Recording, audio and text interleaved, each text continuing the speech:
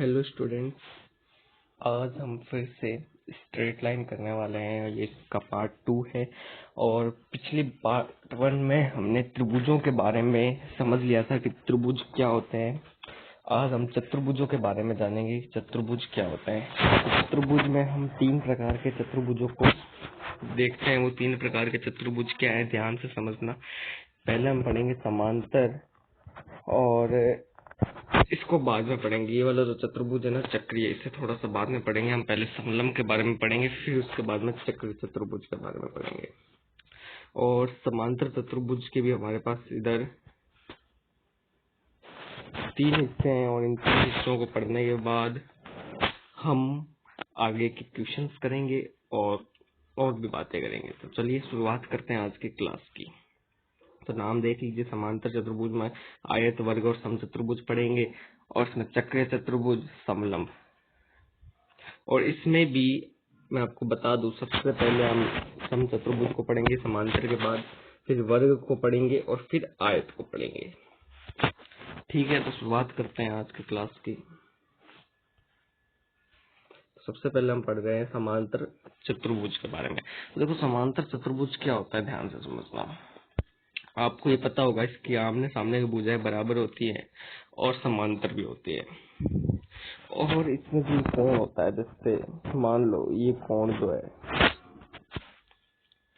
ये कोण अगर थीटा है तो ये कोण भी आपका थीटा होगा। ये कोण पाई माइनस थीटा हो जाएगा, तो ये कोण भी पाई माइनस थीटा हो जाएगा। ये तो एकदम नॉर्मल वाली बात है, बच्चों वाली। इसमें मैंने कुछ की बड़ी बात कही नहीं है। तो ये वाली बात तो आपको एकदम अच्छी तरह से समझ में आ गई होगी। तो अब बात करते हैं इसकी प्रॉपर्टीज की। क्या है इसकी प्रॉपर्टीज, ध्यान से समझना। तो जो सबसे पहले हम बात करते हैं वो क्या है, सबसे पहली बात है कि ए बी समांतर किसके, सी डी के, और ए डी समांतर किसके, बी सी के। ये बात समझ में आ गई। दूसरी बात, ये भुजाएं बराबर भी होती हैं। ए बी बराबर C D and A B बराबर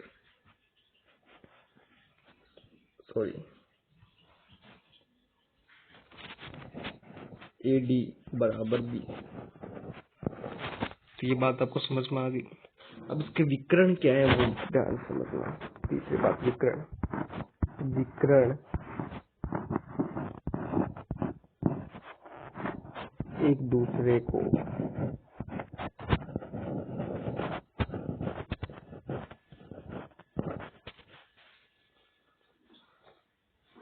दूसरे को समद्विभाजित करते हैं। ये बहुत जरूरी बात है। विकर्ण एक दूसरे को, ये सब आपने छोटी क्लास में पढ़ रखा है, पर इसको पढ़ाना जरूरी है क्योंकि सबको ये बातें पता नहीं है। समद्विभाजित करते हैं।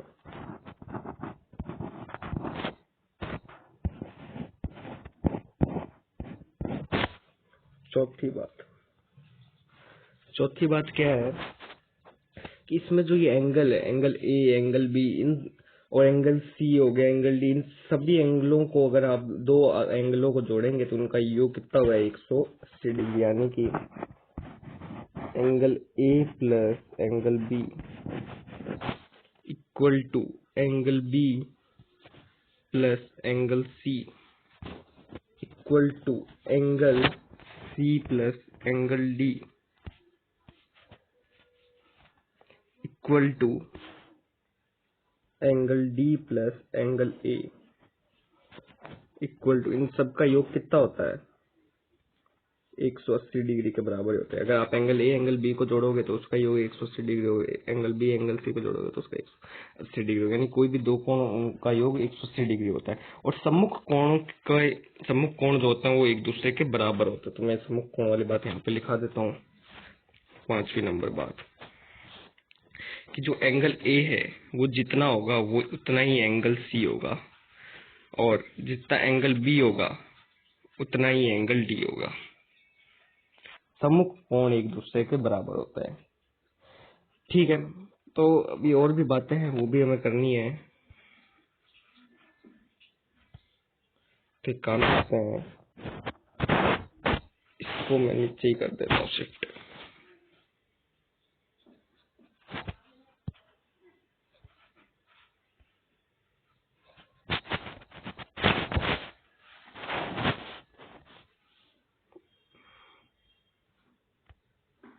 और ये जो दोनों है, इन दोनों को अगर हम कहीं शिफ्ट कर पाए तो अच्छा ही रहेगा हमारे लिए।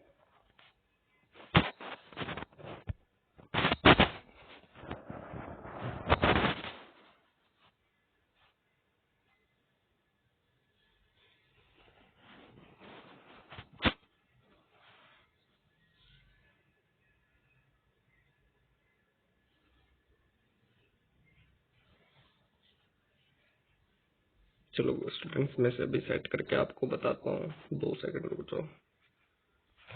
तो स्टूडेंट्स, मैंने इसको थोड़ा सा छोटा करके एडजस्ट करके यहाँ पे शिफ्ट कर दिया है। कभी हमें थोड़ी सी और बातें इसकी लिखनी है तो वो लिखाता हूँ मैं, कि अब जो बातें हैं वो है क्षेत्रफल की बातें, कि आप क्षेत्रफल कैसे निकाल पाओगे। तो चलिए शुरुआत करते हैं क्षेत्रफल के बारे में। क्षेत्रफल,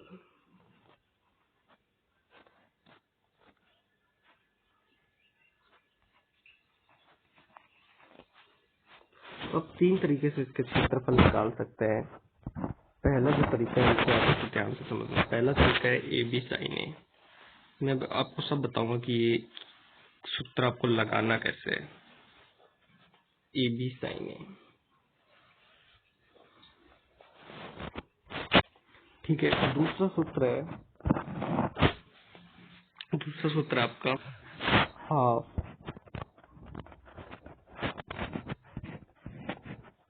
d1 d2, half d1 d2 sine theta,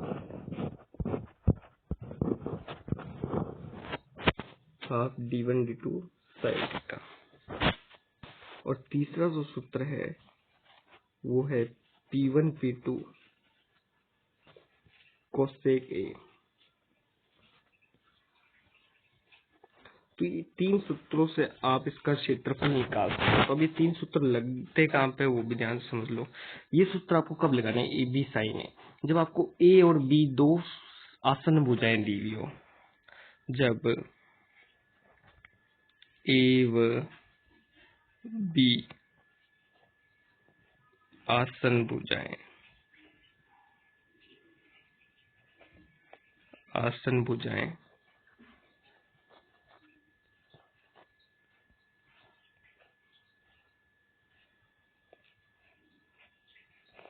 हो तो आपको ये सूत्र लगाना है। दूसरा, जब विकर्ण दिया हो, वैसे जो मैं लिख रहा हूँ ना, ये देगा नहीं, आपको खुद ही निकालना पड़ेगा क्वेश्चन को पहचान करके। D1 D2 यहाँ पे क्या है, विकर्ण है। D फॉर डायगोनल हो गया, यानी विकर्ण। तो आपको 2 विकर्ण पता होंगे तो आप ये सूत्र निकाल सकते हैं, उससे आप क्षेत्रफल निकाल पाएंगे। जो तीसरा सूत्र है वो ध्यान से समझना क्या है। तो ये जो P1 P2 है वो क्या है, ध्यान से समझो। ये जो P1 P2 है ना, यहाँ पर P1 P2, P1 P2 समांतर भुजा,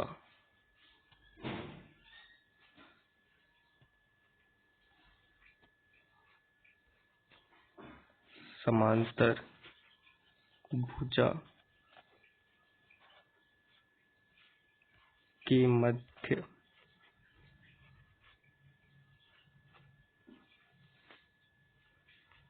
समांतर भुजा के मध्य लंबवत दूरी।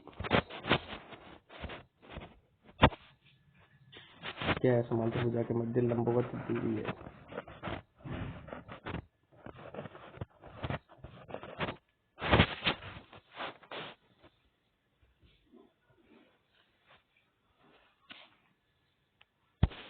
लंबवत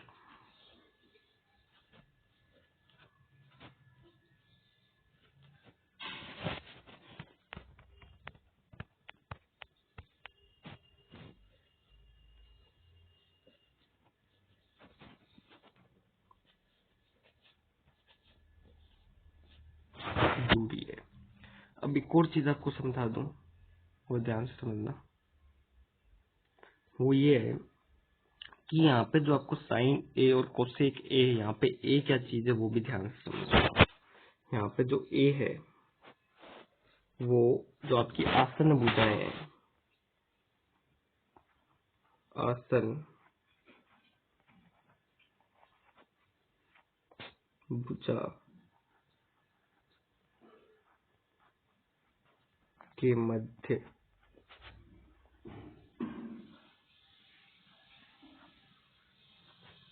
कोण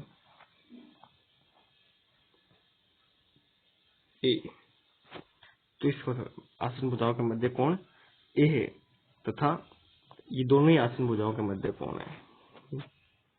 आसन भुजाओं के मध्य कोण, इन दोनों में जो ए है ना, उसका मतलब यही है। तो ये तो बात हो गई आपके इसकी समांतर चतुर्भुज की। अब बात करते हैं समचतुर्भुज की।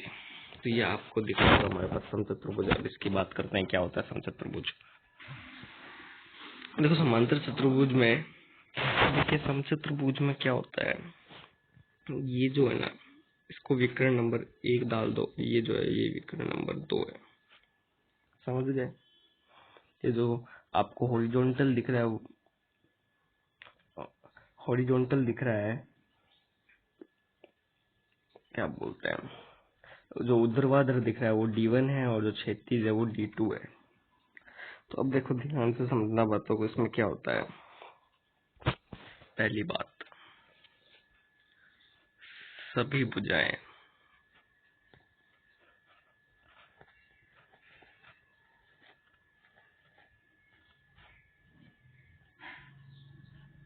बराबर होती है।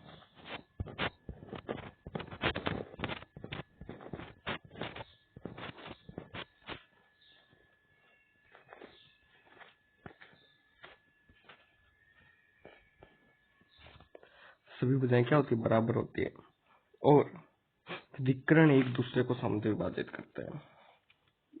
विकर्ण एक दूसरे को क्या करते हैं, समद्विभाजित करते हैं। यानी D1 परपेंडिकुलर होगा D2 के, एक दूसरे को क्या करेंगे, समद्विभाजित करेंगे। और साथ में एक चीज और ध्यान रखना, D1 not equal to D2। बहुत लोगों को ये कंफ्यूजन होती है कि D1 D2 के बराबर होगा। नहीं, D1 D2 के कभी बराबर नहीं होगा।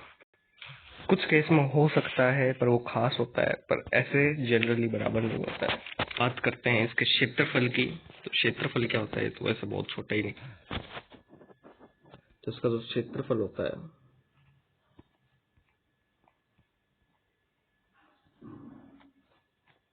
वो बहुत ही कमाल का है। पहला है D1 D2 बाय 2। दूसरा है P1 स्क्वायर कोसेक ए।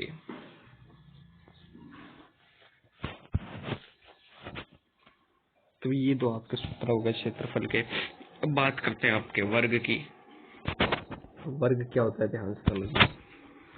और इसमें जो कोसेक ए था ना, वो भी आपका वही आसन भुजाओं के मध्य कोण है। ठीक है, इस बात का ध्यान रखना। वर्ग में क्या है, ध्यान से समझो। वर्ग में इसको मान लो D1 और इसको मान लो D2, दो विकर्ण है। तो अब देखो वर्ग में क्या होता है, ध्यान से समझना बातों को। इसमें भी पहली बात वही है कि चारों भुजाएं बराबर होती है। चारों भुजाएं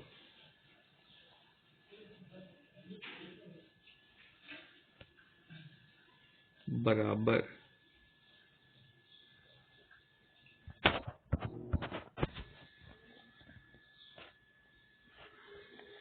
होती हैं।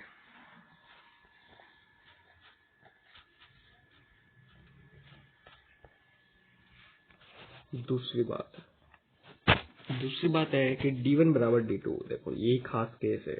d1 बराबर d2 अगर ऐसा हो गया तो वो वर्ग बन जाएगा। d1 अगर d2 के बराबर हो गया तो जो समचतुर्भुज है वो क्या बन जाएगा, वर्ग। और d1 perpendicular d2, d1 perpendicular d2, इस बात को ध्यान से समझना। और साथ में angle A equal to angle B equal to angle C equal to angle D, ये चारों एंगल कितने डिग्री के होते हैं, 90 डिग्री के होते हैं, 90 डिग्री के। अब बात करते हैं इसके क्षेत्रफल की, चौथी बात है ये।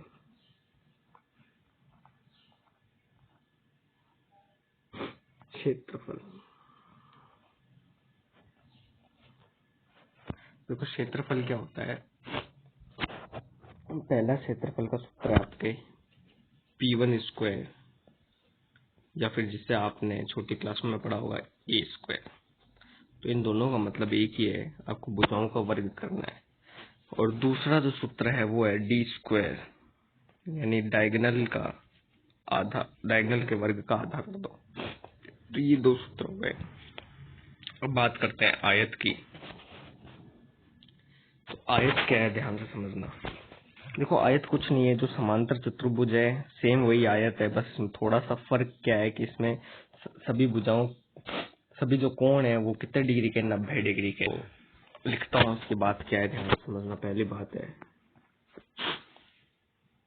कि ऐसा समांतर चतुर्भुज, ऐसा समांतर चतुर्भुज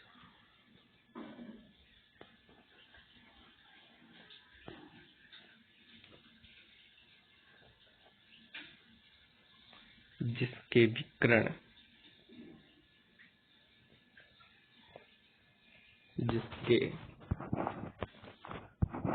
विकर्ण समान हो।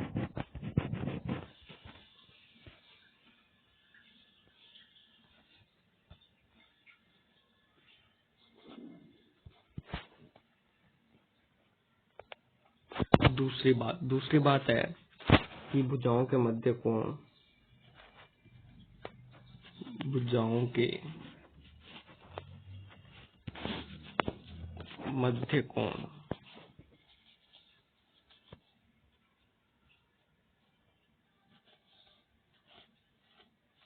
90 डिग्री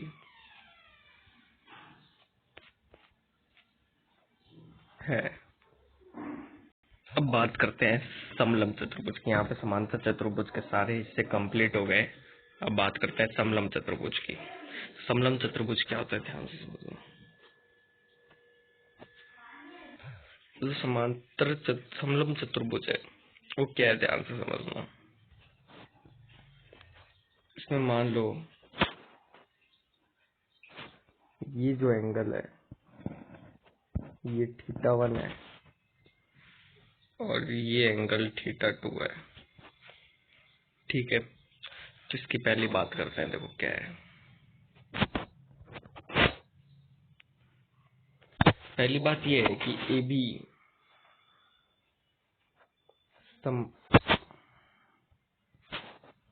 समांतर CD, AB पैरेलल CD।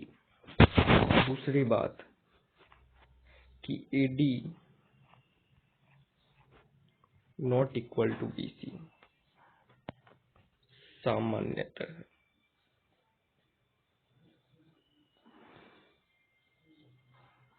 सामान्यतः क्या होता है, AD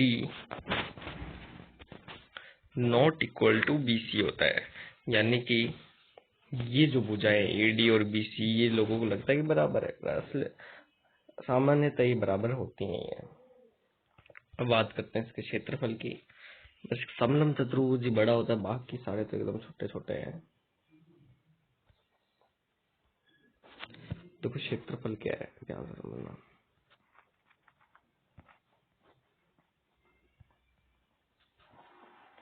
तो इसका जो क्षेत्रफल होता है आपका बचपन में पढ़ा होगा, हाफ समांतर भुजाओं का योग, हाफ इंटू समांतर भुजाओं का योग इंटू ऊंचाई।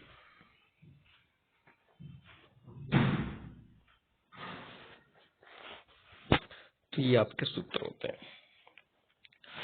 तो ये बात खत्म हो गई आपके समलम चतुर्भुज की, और कोई ज्यादा बड़ी बात नहीं है।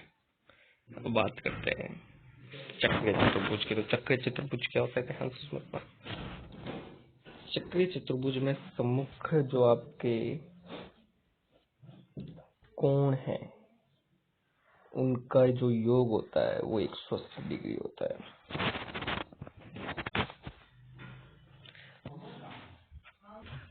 अब देखिए इसमें क्या होता है।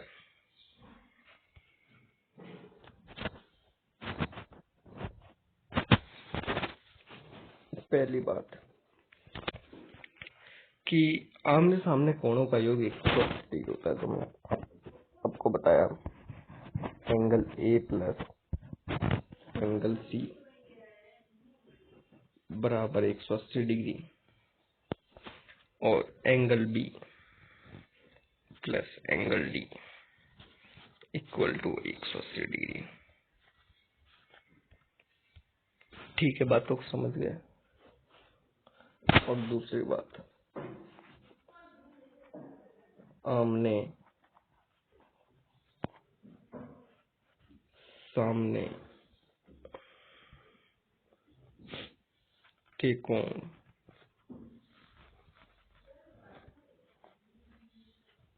एक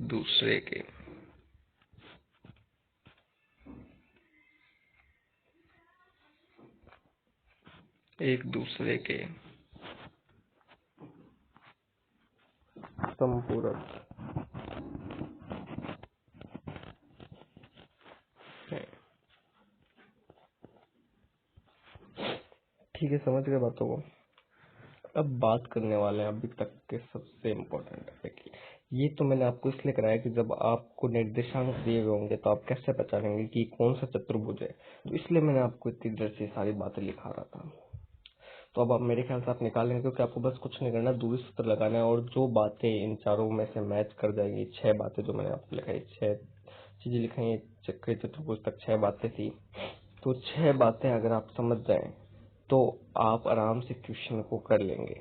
तो मैं अब जो हम करने वाले हैं बात है विभाजन की। विभाजन क्या होता है ध्यान से समझना, यानी कि सेक्शन।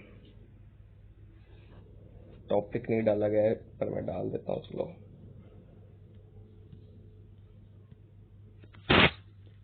तुम किसकी बात कर रहे हैं, विभाजन की।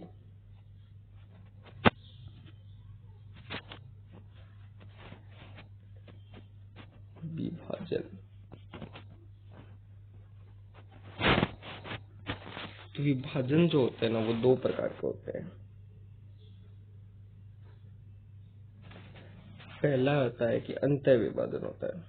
तो मैं इसको सिर्फ अंतः लिख दूं, चलो पूरा ही लिख देता है, अंतः विभाजन। पहला होता है अंतः विभाजन और दूसरा होता है बाह्य विभाजन।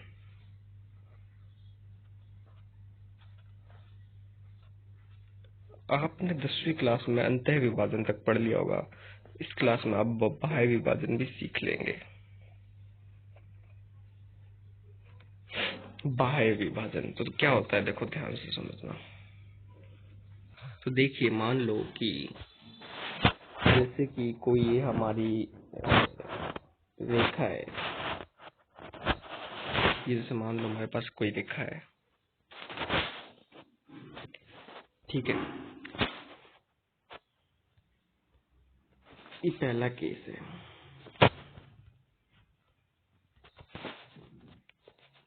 ये कोई रेखा है, इस रेखा का नाम हम रख देते हैं ए बी। ठीक है, इस रेखा का नाम क्या है, ए बी। तो हम क्या कर रहे हैं कि कोई बिंदु है, मान लो यहाँ पर, मैंने इसको थोड़ा बड़े से दिखा दिया। ये बिंदु मान लो P है, जो इन ए बी रेखाखंड के मतलब कि बीच में है। मध्य का मतलब ये नहीं कि ये एकदम बीचों बीच में है, मध्य का मतलब कि ए बी रेखाखंड में कहीं पर है। तो जब ऐसी कंडीशन होगी तो हम कह सकते हो कि ए बी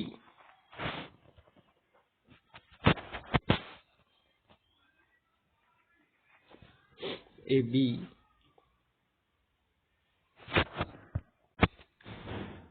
पी रेखा एपी को आंतरिक या फिर अंतः विभाजित करता है। अंतः विभाजित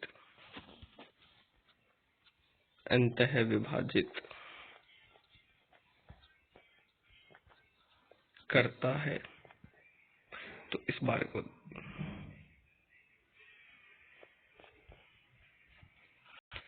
देखें। अब बात करते हैं दूसरी, तो बाह्य विभाजन क्या चीज है। बाह्य विभाजन तो समझना है। फिर से ये हमारी रेखाखंड है, इसको थोड़ा सा बीच में कर लेते हैं।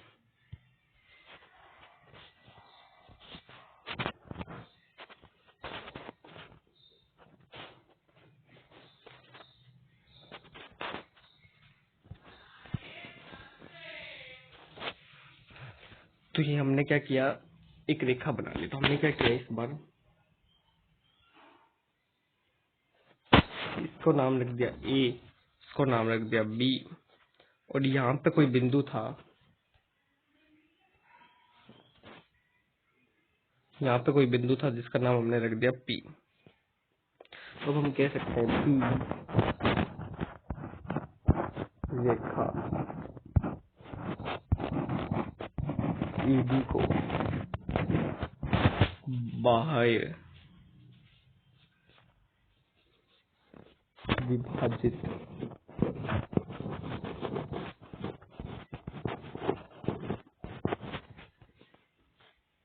करता है।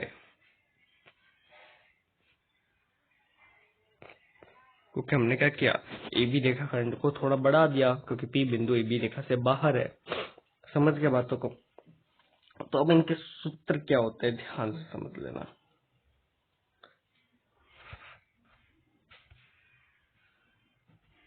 चलो सूत्र को लिखाऊं। सबसे पहले हम एक काम करते हैं कि इस सूत्र आया कैसे, सूत्र को प्रूव कर लेते हैं, है ना। मेरे ख्याल से सूत्र तो आप लोगों को याद ही होगा, सूत्र को प्रूव कर लेते हैं, ये ज्यादा अच्छी बात रहेगी हम लोगों के लिए। तो एकदम बड़ा सा ग्राफ बनाते हैं। चलिए शुरुआत करते हैं ग्राफ।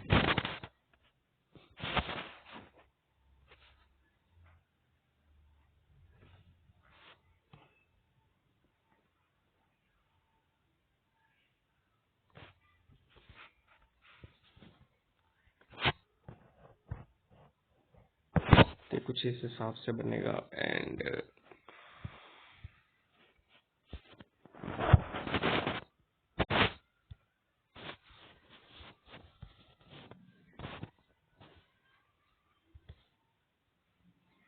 मैं अब आपको पूरा डायग्राम एक बार बना के फिर बताता हूँ। तो स्टूडेंट्स अब ध्यान से देखिए, यहाँ पे हमने एक ग्राफ बनाया है। मैंने क्या किया कि एक रेखा बना दी। अब ये रेखा मैंने किस हिसाब से बनाई, मैंने यहाँ पे एक पॉइंट एज्यूम कर लिया। अगर हम इसे थोड़ा सा बड़े से दर्शाएं, इस पॉइंट को मैंने एज्यूम कर लिया। क्या, इस पॉइंट का नाम मैंने रख दिया ए,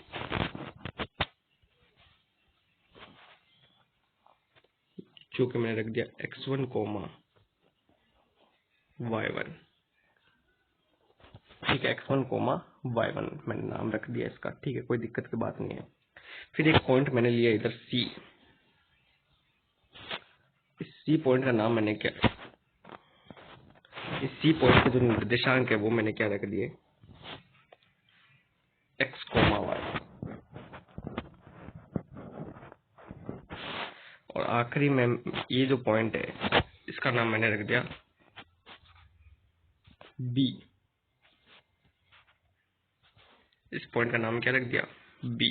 और इसके निर्देशांक रख दिए x2, y2। और अब मेरे ख्याल से आपको बातें समझ में आ गई होंगी कि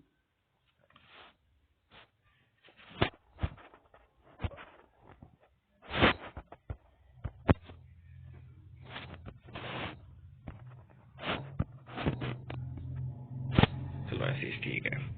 तो अब मेरे ख्याल से आपको बात समझ में आ गई कि रेखा कोई AB है जिसके निर्देशांक x1 y1 और x2 y2 है, जिसको कोई बिंदु C है जिसका निर्देशांक x y है, वो इसको अंतः विभाजित कर रहा है। इस दो रेखाखंड को किस अनुपात में, m अनुपात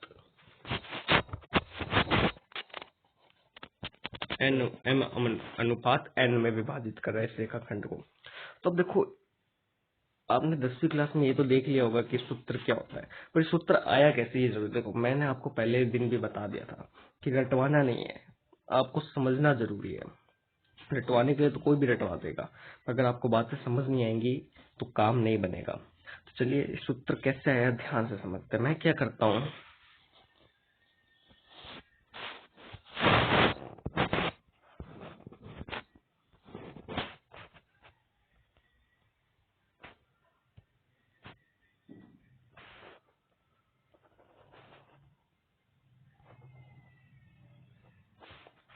ये मैंने एक रेखाखंड इधर बना दिया है, मतलब डैश डैश करके।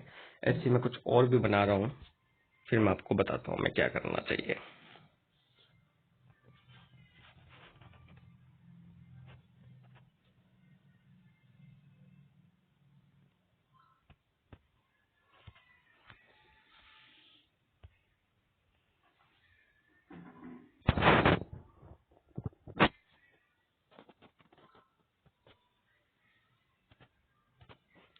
तो ये मैंने कुछ रेखाखंड बना दिया, अब कुछ और रेखाखंड भी बनाने हैं हमें।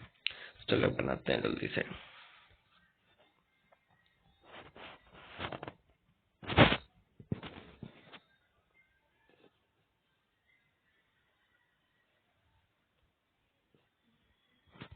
इधर मैंने एक और रेखाखंड बना दी एंड एक रेखाखंड और बनानी है मैंने।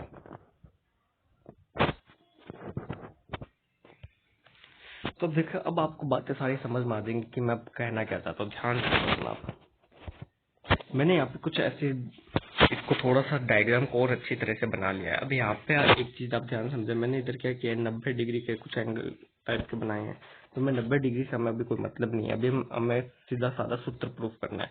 तो हम मान लेते हैं कि ये जो एंगल है ये थीटा है। जब ये एंगल थीटा है तो आपको ये भी समझ में आ रहा होगा ये एंगल भी कितना हो जाएगा, थीटा हो जाएगा।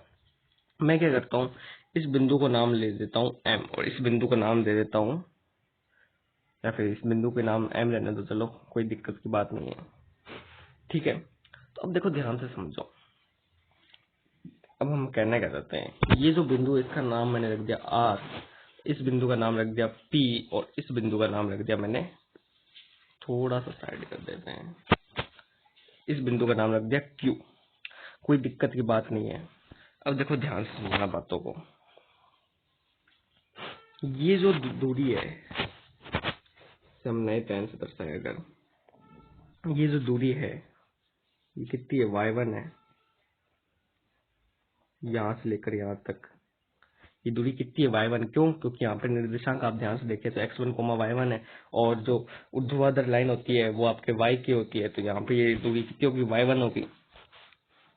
और ये जो यहाँ से लेकर यहाँ तक दूरी है, अगर मैं आपको दर्शाने की कोशिश करूँ तो ये दूरी कितनी होगी, x होगी। ये दूरी आपकी कितनी होगी, x होगी। यहाँ से लेकर कहाँ से लेकर कहाँ तक बताता हूँ अभी आपको। ये दूरी आपकी होगी x, यहाँ से यहाँ तक P बिंदु तक आपकी दूरी कितनी होगी, x होगी। और ये जो दूरी होगी वो होगी x2, क्योंकि ऊपर के जो निर्देशांक है वो कितना है, x2 है। अरे आपको समझ नहीं आया क्या, देखो यहाँ पे निर्देशांक x, y है, तो ये वाली दूरी कितनी होगी, x होगी P बिंदु तक। यहाँ पे निर्देशांक x2, y2 है, तो ये वाली दूरी कितनी होगी, x2 हो गई। ठीक है, इतनी बातें समझ में आती है। अगर इतनी बातें समझ में आती है तो आप ये भी बता पाएंगे कि AM की दूरी कितनी होगी। AM की दूरी आप अगर ध्यान से देखें तो इधर निर्देशांक कितना है, x1 है, यहाँ तक जो है यहाँ पे कितना है, ये हमारा x1 है। तो x में से अगर आप x1 माइनस कर देंगे, क्यों? क्योंकि x की दूरी कितनी है, ये यहाँ से ये मूल बिंदु है आपका, ये जो है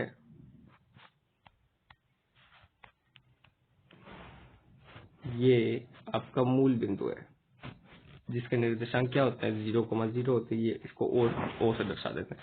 O से P तक की दूरी कितनी है, ओ से पी तक की दूरी आपकी कितनी एक्स है और ओ से लेकर आर तक की दूरी आपकी कितनी x1 है। तो अगर हमें एम की दूरी चाहिए तो x में से x1 माइनस करना होगा। तो इसका मतलब क्या हो गया, x माइनस x1, ये किसकी दूरी आ गई, एम की दूरी आ गई।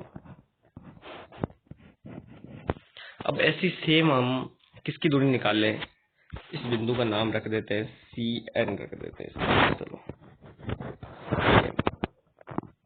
ठीक है। तो अब ऐसी सी एन की दूरी निकाल लो। देखो ओ से लेकर क्यू तक की दूरी कितनी है, x2 है, और ओ से लेकर क्यू तक की दूरी कितनी है, x2 है, और आपके यहां तक की दूरी कितनी है, ओ से लेकर पी तक की x है। तो अगर x2 में से आप x माइनस कर दोगे तो आपको cn की दूरी मिल जाएगी। का मतलब ये क्या हुआ, x2 माइनस x। तो ये आपकी दूरी कितनी होगी, x2 माइनस की x होगी, x2 माइनस x। ये बात समझ में आ गई होगी आपको। अब बात करते हैं कि ये जो दूरी bn है वो कितनी है, क्योंकि हमें ये दूरी भी चाहिए होगी और साथ में cm दूरी भी चाहिए होगी। तो इसकी भी बात कर लेते हैं। अब ध्यान से देखिएगा आप, ये जो दूरी है,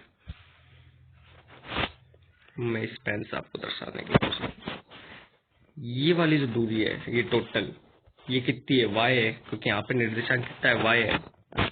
और ये जो दूरी है, ये दूरी कितनी है, ये वाली, ये दूरी, ये आपके y1 है, क्योंकि यहाँ पे निर्देशांक कितना है, y1। इसीलिए मैंने आपको पहली क्लास में ये निर्देशांकों को दर्शाना सिखाया था। अगर जिसको ये बात समझ में आ रही होगी, निर्देशांक दर्शाना आते होंगे तो ये बात समझ गया होगा। तो इसका अर्थ क्या हुआ, अगर मैं y में से y1 माइनस कर दूंगा तो ये वाली दूरी आ जाएगी, बीच वाली कौन सी, cn दूरी, cm दूरी। तो देख सकते हैं जल्दी से, y minus y1, y minus y1, ये आपकी दूरी हो गई, कौन सी, cn। मैं यहाँ पे लिख देता हूँ, ये आपकी cm दूरी हो गई। अब ऐसी सेम हम निकाल लेते हैं bn दूरी। तो bn दूरी कैसे निकलेगी, ध्यान से समझना। आपके o से लेकर q तक की जो दूरी थी वो कितनी थी, x2 थी। उसमें से सॉरी, b से लेकर q तक कितना, ये जो ये रेखा है इसकी लंबाई कितनी, x2 है। इसमें से सॉरी y2, ये जो रेखा है, हमें तो इस लाइन पे देखना y एक्सिस पे, तो ये कितने दूरी है, y2 है। इसमें से अगर आप ये y माइनस कर दोगे तो आपके निर्देशांक आ जाएगा, y2 माइनस y कर दोगे तो आपका आंसर आ जाएगा। चलिए लिख देते हैं यहाँ पर y2 माइनस y। देखो अगर आपको कुछ भी बात अगर समझ नहीं आ रही तो आप एक बार इस वीडियो को पीछे करके जरूर देखना, आपको ये सारी बातें समझ में आ जाएंगी कि मैं कहना क्या चाहता हूँ। अब हमें जितनी भी दूरियां चाहिए थी वो दूरी हमने निकाल ली है।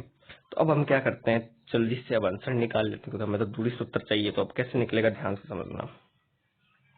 तो अगर आप ध्यान से देखें तो ये जो त्रिभुज है AMC और CNB, ये दोनों त्रिभुज क्या है, समरूप है। तो समरूप त्रिभुज के भुजाओं का अनुपात बराबर होता है। तो हम क्या कह सकते हैं, ये आपने 10वीं क्लास में पढ़ा ही है। तो हम क्या कह सकते हैं कि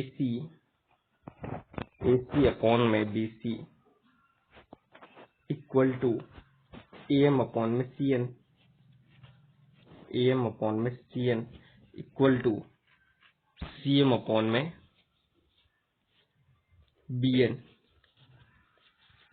इक्वल टू M अनुपात N, क्योंकि ये रेखा कितने अनुपात में बढ़ रही है, M अनुपात N में बढ़ रही है। तो हम इसको लिख सकते हैं M बट्टा N में। तो अब जो हमें बात करनी है वो कर देते हैं। अब देखो AC और BC हमें सब पता है। हम क्या करते हैं, ये जब सारे बराबर है तो हमें देखो AM पता है, ये AM CN पता है, CM BN पता है, और साथ में M और N पता है। तो इन तीनों को साथ में रिलेशन में लगा दोगे तो आपका आंसर आ जाएगा। तो चलिए लगाते हैं जल्दी से।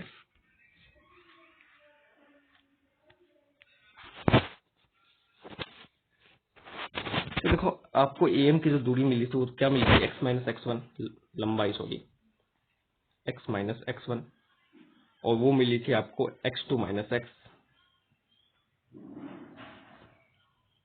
Minus x1 x2 minus x equal to ये मिला था आपको y2 minus y1, y2 minus y1 upon में y2 minus y equal to m अनुपात n। समझ गए बातों को। अब क्या करते हैं, एक बार इसको साथ में लेकर चलते हैं, एक बार इसको साथ में लेकर चलते हैं।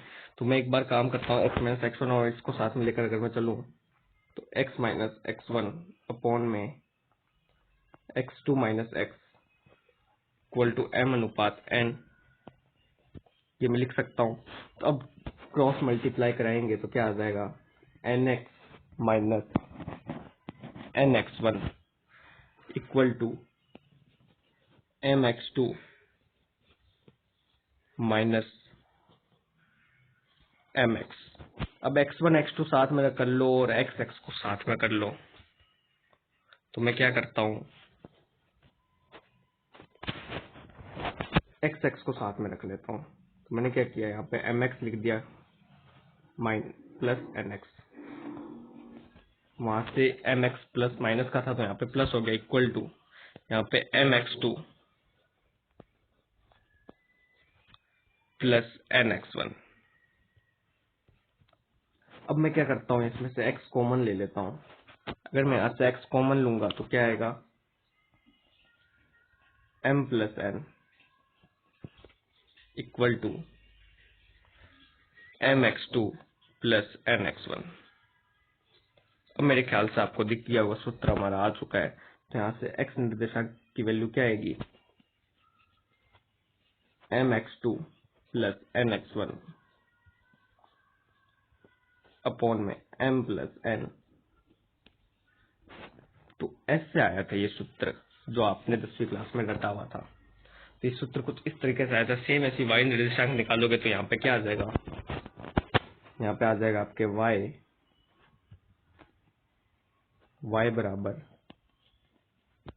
mx2 प्लस nx1 अपॉन में m प्लस n।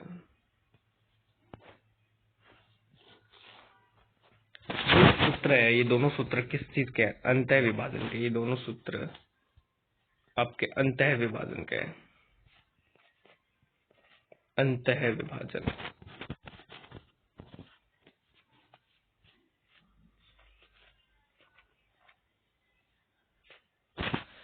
बाह्य विभाजन में क्या होता है, आप उसका सीधा सूत्र याद रख ले, क्या होता है ध्यान से समझना।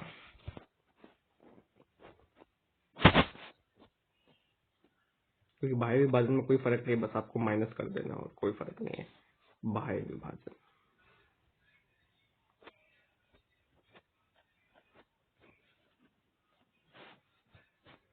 बाह्य विभाजन, तो बाह्य विभाजन में देखो x का क्या हो जाएगा, बाह्य विभाजन में x का हो जाएगा आपके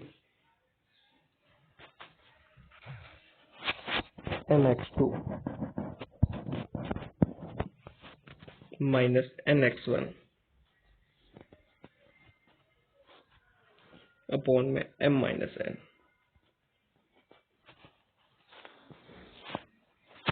और y equal to my2 minus ny1 upon में m माइनस n। ये सूत्र आपके हो गए। अब बट क्या करते हैं, कुछ क्वेश्चंस कर लेते हैं। आपकी क्लास वैसे ही बहुत लंबी हो गई तो एक क्वेश्चन तो वैसे करना ही चाहिए मेरे ख्याल से कायदे से। तो एक क्वेश्चन कर लेते हैं। तो क्वेश्चन क्या है, ध्यान से समझना। क्वेश्चन, बिंदु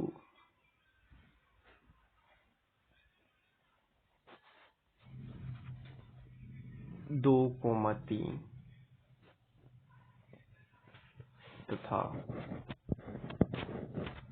एकदम बेसिक सा क्वेश्चन है, एकदम बेसिक सा, 3,4 से बनने वाली रेखा, बनने वाली रेखा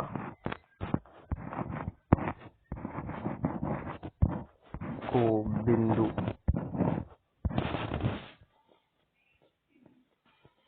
बिंदु P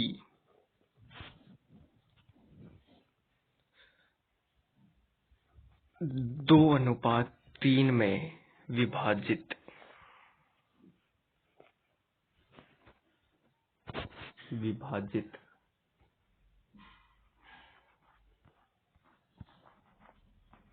करता है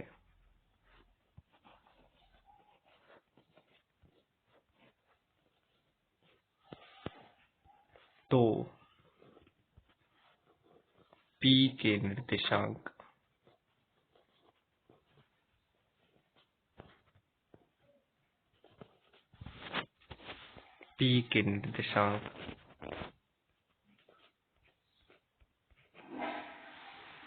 ज्ञात करें।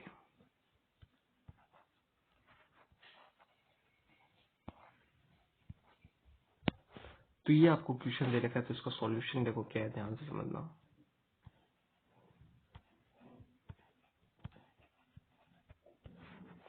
तो अब देखो ये कोई देखा होगी 2,3 और 3,4 इसको ए और बी मान कर अगर आप करें तो आपको तो पी के निर्देशांक बताने।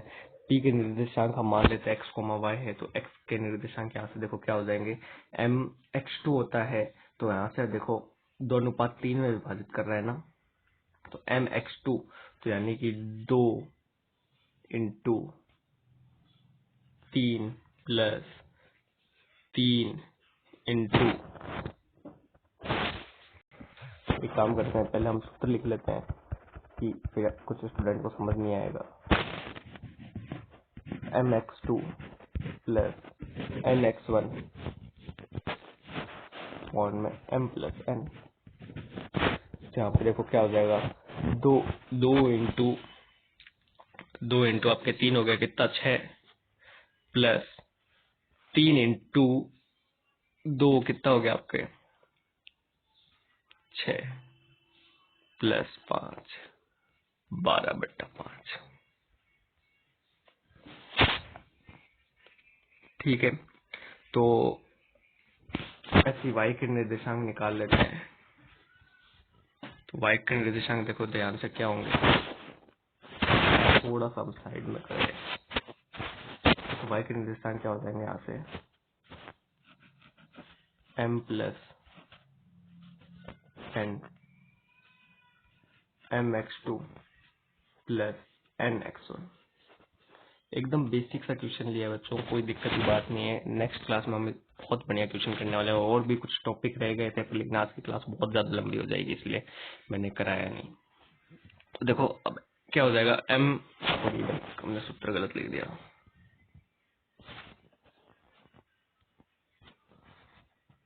तो यहाँ पे आएगा y2, यहाँ पे आएगा y1, यहाँ पे देख क्या आएगा 3 चौके 12 + 3 दिया 9 और यहाँ पे 5, तो यहाँ से देखो क्या आ जाएगा 21/5। तो मुझे उम्मीद होगी कि आपको आज की क्लास एकदम अच्छी तरह से समझ में आई होगी। अगर आपको आज की क्लास एकदम अच्छी तरह से समझ में आई तो प्लीज वीडियो को लाइक करें और चैनल को सब्सक्राइब करें, और उन बच्चों के साथ भी इसे सेंड करें जो हिंदी माध्यम से जेईई की तैयारी करना चाहते हैं। Thank you.